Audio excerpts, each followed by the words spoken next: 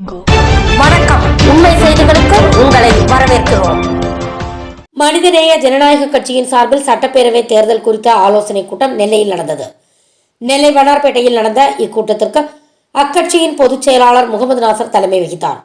இதில் சிறப்பு அழைப்பாளராக பங்கேற்ற கட்சியின் தலைவர் தமீமுன் அன்சாரி சட்டப்பேரவை தேர்தல் பணிகளில் ஆற்ற வேண்டிய வியூகங்கள் குறித்தும் கூட்டணி கட்சியினருடன் இணைந்து செய்ய வேண்டிய பணிகள் குறித்தும் பேசினார். கூட்டத்தில் நெல்லை, தென்காசி தெற்கு, தென்காசி வடக்கு, தூத்துக்குடி, குமரி மாவட்டங்களில் உள்ள 22 சட்டமன்ற தொகுதிகளிலும் திமுக தலைமையிலான மதச்சார்பற்ற முற்போக்கு கூட்டணியின் வேட்பாளர்களை வெற்றி பெறச் செய்ய அயராது பாடுபடுவது, ஒன்றிய அரசு சமர்ப்பித்துள்ள நிதிநிலை அறிக்கையில் தமிழ்நாடு வஞ்சிக்கப்பட்டிருப்பது அதிர்ச்சி அளிக்கிறது.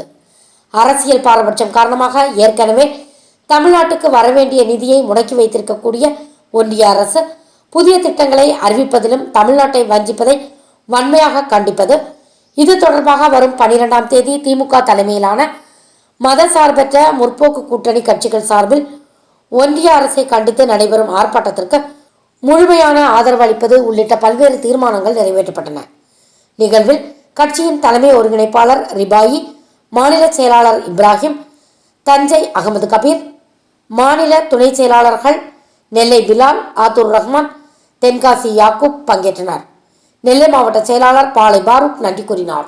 விழிப்புணர்ச்சியோடு ஜல்லிக்கட்டுக்கு களத்துக்கு வந்து போராடிய பொழுதுதான் குக்கிராமங்களிலும், நகர்ப்புறங்களிலும் மட்டும் குக்கிராமங்களிலும் கஞ்சா அடிமைகள் அதிக அடிமைகள் எண்ணிக்கை. இதை நாம அரசியல் நடவடிக்கையாக அரசு பார்வையிட ஒவ்வொரு தமிழ்நாட்டு மக்களுடைய குடியுரிமை பெற்ற ஒவ்வொருவருடைய அக்கறையும் இதுல செயல்பாட்டுக்கு வர வேண்டும்.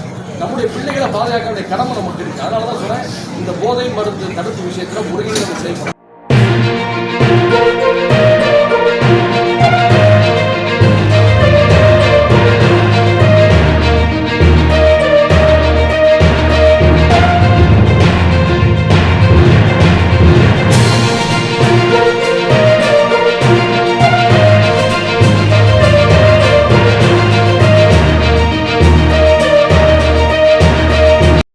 ஃபார் வாட்சிங் உண்மை செய்திகள். நெல்லை செய்திகளை உடனுக்குடன் தெரிந்து கொள்ள சேனலை சப்ஸ்கிரைப் பண்ணுங்க, லைக் பண்ணுங்க, ஷேர் பண்ணுங்க.